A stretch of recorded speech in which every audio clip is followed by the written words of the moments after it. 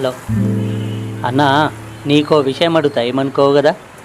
అడుగు, దాందేముంది? ఇట్లా ఏం పని చేయకుండా నువ్వు ఖాళీగా కూర్చొని పోరం బోకులా తిరిగితే నీ ఫ్యామిలీ ఎట్లా గడుస్తుంది అన్న?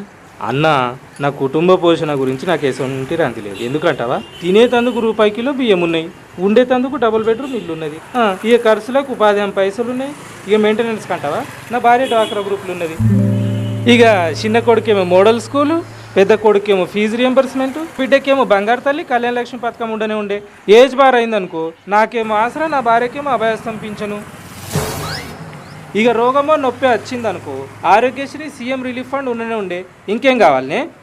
ఇక నా ముచ్చట అంటావా, అసలేదు ఎలక్షన్ల సీజను, ఏ నాయకునికి జై కొట్టినా కానీ బీరు బిర్యానీ ఫ్రీ, ఇన్ని ఉండంగా ఇంకా నేను ఎందుకన్నా పని చేసుడు?